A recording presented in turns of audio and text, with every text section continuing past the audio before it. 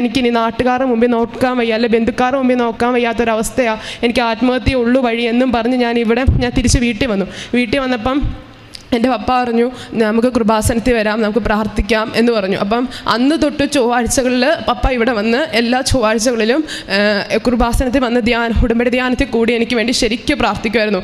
അപ്പം എല്ലായിടത്തും admission close ചെയ്ത സമയമായി. ഇനിയിപ്പോൾ ഒരു പുതിയ അഡ്മിഷൻ അതൊന്നും സ്വപ്നം പോലും കാണാൻ വയ്യാത്ത അവസ്ഥയിലായിരുന്നു. പക്ഷേ ദൈവത്തിൻ്റെ അനുഗ്രഹം കൊണ്ട് ഈ പുറത്തേക്ക് നഴ്സിംഗ് കോളേജിൽ ഇങ്ങനെ അഡ്മിഷൻ എടുത്തിരുന്ന ഏജൻറ്റിൻ്റെ നമ്പർ ഞങ്ങൾക്ക് ഒരാൾ വഴി കിട്ടി. അങ്ങനെ ഞങ്ങളൊന്ന് വിളിച്ച് ചോദിച്ചു, ഒരു അഡ്മിഷൻ ഒരു സീറ്റെങ്കിലും ഉണ്ടോ എന്ന് വിളിച്ച് ചോദിച്ചപ്പോഴത്തേക്ക് ഒരു സീറ്റുണ്ട്, ബാംഗ്ലൂരിൽ സിദ്ധാർത്ഥ മെഡിക്കൽ കോളേജിൽ ഒരു സീറ്റുണ്ട്, പക്ഷേ ഇച്ചിരി പൈസ കൂടുതലാകും, നിങ്ങൾ റെഡി ആണോ എന്ന് ചോദിച്ചപ്പോൾ ഞങ്ങൾ പറഞ്ഞു ഞങ്ങൾ റെഡിയാണ്. ഞങ്ങൾ ശരിക്കും മാതാവിനോട് പ്രാർത്ഥിച്ച് ഞാൻ പോയപ്പോൾ ഒന്നും എനിക്ക് വലിയ പ്രശ്നമില്ലായിരുന്നു.